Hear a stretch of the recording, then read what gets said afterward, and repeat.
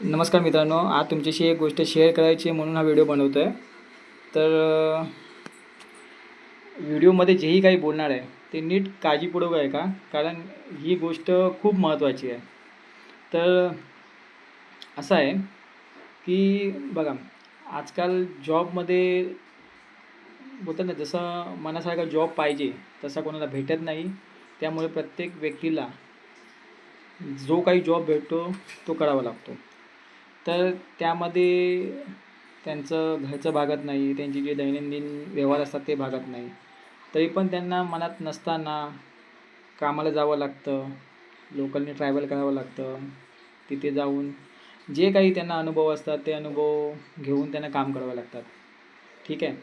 मग हे सगळे अनुभव घेताना किंवा या सगळ्या दगदग जी त्यांना होते, त्यावेळी ते असा विचार करतात की कुठेतरी काही ते साईड इन्कमसाठी आपण काहीतरी करूया. तर साईड इन्कम करण्यासाठी ते एखादं स्टॉल टाकतात किंवा एखादा व्यवसाय चालू करतात किंवा एखादं मार्केटिंग असतं, मार्केटिंग लाईन ते पकडतात किंवा स्वतःचा बिझनेस करतात. ठीक आहे. आणि त्यासाठी त्यांना ग्राहकापर्यंत पोचावं लागतं. या सगळ्या गोष्टी करताना जरी एखादा स्टॉल टाकला तरी ग्राहक हे लागतात. एखादं मार्केटिंग लाईन असेल तरी ग्राहक लागतात किंवा एखादं स्वतःचा बिझनेस असेल त्यावेळी पण त्यांना ग्राहक लागतात.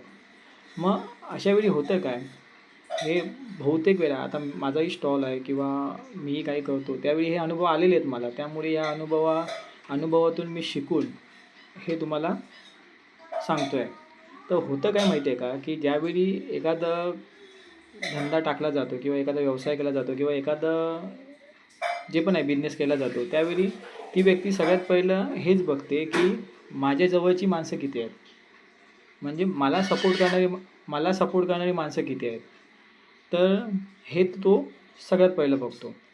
कारण त्याला कुठेतरी मनापासून वाटत असते की जर मी एखादा स्टॉल चालू केला किंवा एखादा मी बिझनेस चालू केला तर त्यामध्ये सगळ्यात पहिलं मला माझ्या जवळची माणसं सपोर्ट करतील.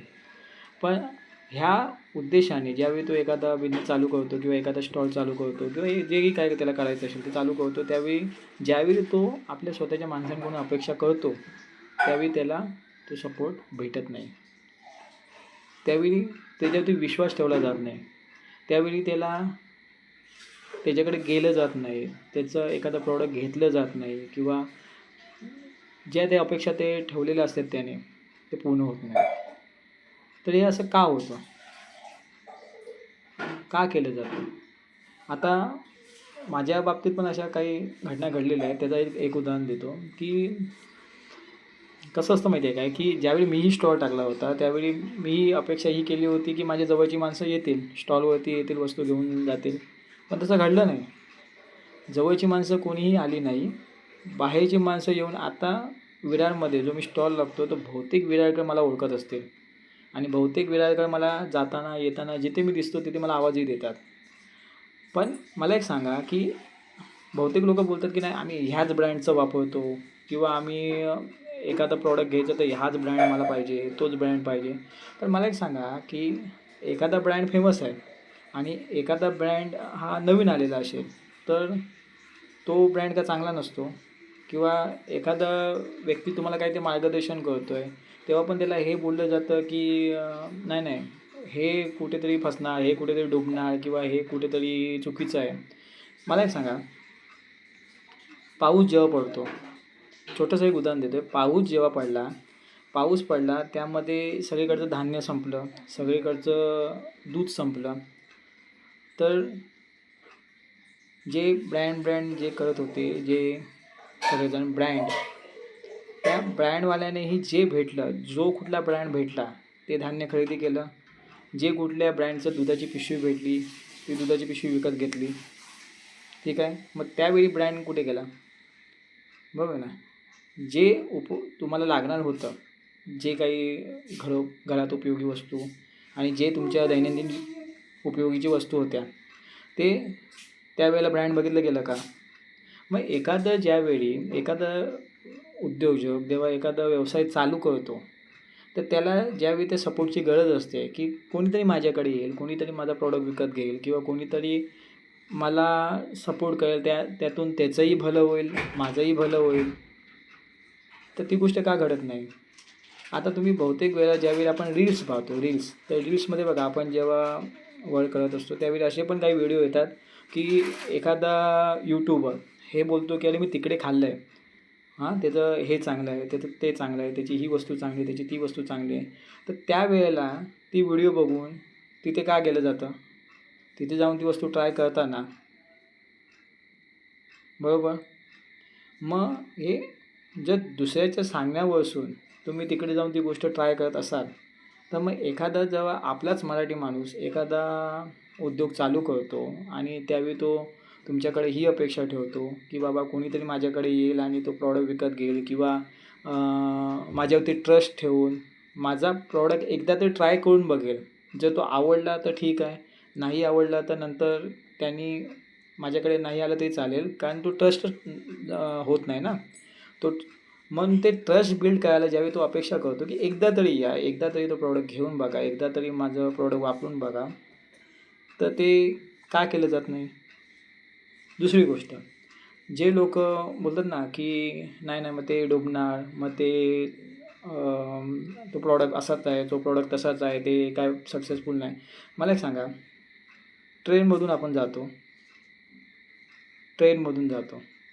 ट्रेनमध्ये किती माणसं बसलेली असतात? बहुतेक असतात ना.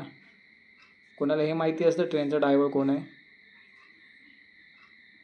प्लेनमधून जातो, प्लेनमध्ये पण आपण खूप सारे पैसे भरून जातो, पण कोणाला हे माहिती असतं की प्लेनचा ड्रायव्हर कोण आहे, शिकलेला आहे, प्लेन चालवायला येतं का, प्लेन चालवायला येत नाही का, ट्रेन चालवायला येते का, ट्रेन चालवायला येत नाही का? तर जी खात्री आपण त्यामध्ये प्रवास करताना, जी खात्री, जो विश्वास त्या ड्रायव्हरवरती दाखवतो, बरोबर, तोच विश्वास आपल्या मराठी उद्योजकांसाठी का दाखवत नाही? बरोबर. दुसरी गोष्ट, मुलांना शाळेत घालताना माहिती आहे का, आपण मुलांना जेव्हा शाळेत घालतो तेव्हा आपण सगळ्यात पहिली चौकशी ही करतो, कुठली शाळा चांगली आहे, ठीक आहे? तर ह्यामध्ये पण ज्यावेळी आपण एका उद्योजकाला विचारतो की हे असंच का, हे तसंच का, मग हा प्रॉडक्ट तुझा असाच का, हा प्रॉडक्टाचं काय हे आहे काय, शाळेत जाऊन चौकशी करतो का की बाबा ही शाळा खरंच चांगली आहे का? दुसऱ्याच्या सांगण्यावरून आजूबाजूला चौकशी करतो की अरे ही शाळा चांगली आहे का, ती शाळा चांगली आहे का? आणि दुसऱ्यांच्या सांगण्यावरून आपण आपल्या मुलांना त्या शाळेत टाकतो. मग त्यावेळी शाळेत जाऊन चौकशी का नाही करत की बाबा खरंच ती शाळा चांगली आहे का, ट्रस्टींना भेटता का, शाळेच्या टीचरचं वागणूक बघता का, शाळा जाऊन बघता का, सेफ्टी आहे का, मुलं कशी येत आहेत, मुलं कशी जात आहेत, त्याच्या आजूबाजूचा जो परिसर आहे तो सेफ्टी आहे का, त्याच्या आजूबाजूला कोणी अनोळखी व्यक्ती तर फिरत नाही आहे का, जे शाळेच्या मुलांना धोकादायक होऊ शकते, तिच्या आजूबाजूला काही असं स्पॉट तर नाही आहेत ना, त्यामुळे मुलांचं नुकसान होऊ शकतं. या सगळ्या गोष्टी का बघत नाही? बरोबर. तर बोलायचं तात्पर्य एकच आहे की जर एखाद्या व्यक्तीच्या प्रॉडक्टला किंवा एखाद्या व्यक्तीला जर तुम्ही नावं ठेवत असाल तर ते चुकीचं आहे, कारण तुमच्या आजूबाजूला पण एवढ्या गोष्टी घडत आहेत त्या तुमच्या आकलनापलीकडे आहे. म्हणजे त्या गोष्टी तुमच्यावर चुकीच्या घडत आहेत तरी पण तुम्ही ट्रस्ट ठेवता. आजकाल तुम्हाला माहिती आहे, आजकाल अशा ब्रँडेड वस्तूंमध्ये पण भेसळ चालू आहे जी लोकांना माहिती पण नाही, तरी पण लोक ते वस्तू घेऊन आरोग्याचा धोका पत्करून त्या गोष्टी खात आहेत.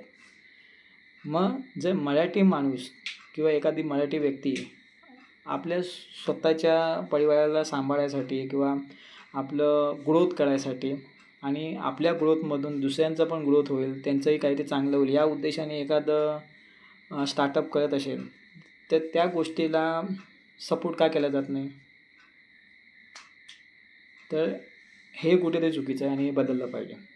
हा अनुभव मला आला, त्यामुळे मला असं वाटलं की व्हिडिओच्या माध्यमातून या गोष्टी शेअर कराव्या. बघा कसं असतं माहिती आहे काय, की आजकाल कुठलंच प्रॉडक्ट किंवा कुठल्याच वस्तू अशा राहिल्या नाही आहेत की ज्यामध्ये भेसळ होत नाही किंवा ज्यामध्ये चुकीच्या पद्धतीने त्या गोष्टी कस्टमरला प्रोव्हाइड केल्या जातात, अशा कुठल्याच गोष्टी नाही. सगळ्या गोष्टींमध्ये भेसळ होतो. मग ज्यावेळी एखादा आपलाच मराठी माणूस एखाद्या गोष्टीचा स्टार्टअप करतो किंवा एखाद्या गोष्टीमध्ये पुढे जायचा प्रयत्न करतो, मेहनत करतो, पण कधी पण एक गोष्ट लक्षात घ्या, मराठी माणूस हा कधीच कोणाबद्दल किंवा आपल्या धंद्याबद्दल चुकीच्या गोष्टी करत नाही. तो त्याच्या सगळ्या गोष्टी अशाच पद्धतीने बनवलेल्या असतात की ज्यामुळे लोकांना चांगलं दिलं पाहिजे, स्वच्छता राहिली पाहिजे किंवा चांगला प्रॉडक्ट गेला पाहिजे. कारण त्याची हीच इच्छा असते की आज जर मी प्रॉडक्ट चांगला देतो आहे तर उद्या बहुतेक कस्टमर माझ्याकडे येतील आणि त्या उद्देशाने त्या गोष्टी तो करत असतो. तर प्लीज ज्या कोणाला ह्या गोष्टी असं वाटत असतील की ब्रँडेड कंपनी ही ज्यावेळी एखादं स्टार्टअप करते त्यावेळी ती छोट्याच गोष्टीतून आलेली असते. त्यांचा पण स्टार्टअप हा छोट्या गोष्टीपासूनच झालेला असतो. त्यामुळे ती ब्रँडेड असते आणि ज्यावेळी ती ब्रँडेड होते त्यावेळी कोण असं सांगू नाही शकत की ती खरंच त्या गोष्टी प्रॉपर देते की नाही देत आहे, हे कोणी बघायला गेलेलं नसतो. म्हणून आपल्या मराठी माणसाच्या स्टार्टअपला सपोर्ट करा. जर तुमचा एखादा जो छोटासा जो पाऊल असतं ना की चल ट्राय करून बघूया, चला बघूया तर एकदा, विश्वास ठेवून बघूया त्या प्रॉडक्टवरती. नाही आवडलं तर तुम्ही नाही जाणार, नाही घेणार, हे खरंच आहे ना. पण एकदा विश्वास ठेवून ती गोष्ट करून बघितली तर काय वाईट आहे. जर खरंच ती गोष्ट तुमच्या फायद्याची असेल किंवा खरंच ती गोष्ट तुमच्या उपयोगाची असेल आणि तुमचंही चांगलं होणार असेल, त्या व्यक्तीचंही घर चालणार असेल किंवा त्या व्यक्तीलाही प्रोत्साहन मिळणार असेल आयुष्यात की चल कस्टमर येत आहेत, कस्टमर माझ्यावरती विश्वास ठेवत आहेत, तर तो अजून चांगल्या पद्धतीने त्या गोष्टी करू शकतो. तर कृपया सपोर्ट करा. असं नाही बोलत आहे की जे कोणी मराठी लोक प्रयत्न करत आहेत आयुष्यात उभं राहण्याचा, आयुष्यात पुढे जाण्याचा, त्यांना मराठी माणसांनी सपोर्ट केलाच पाहिजे. फक्त या ज्या गोष्टी तुम्ही विचार करता की का घेऊ, कशाला घेऊ, जाऊ दे ते, तुम्ही ते कसं आहे माहिती आहे काय, एखादी गोष्ट ट्राय केल्याशिवाय त्या गोष्टीला नाव ठेवणं हे कधीही चुकीचं असतं. म्हणून आधी त्या गोष्टी करून बघा, त्या गोष्टी घेऊन बघा, त्या गोष्टी वापरून बघा, त्या गोष्टींमध्ये इन्व्हेस्ट करून बघा. त्यावेळी तुम्हाला समजणार की ती गोष्ट खरंच चांगली आहे की नाही.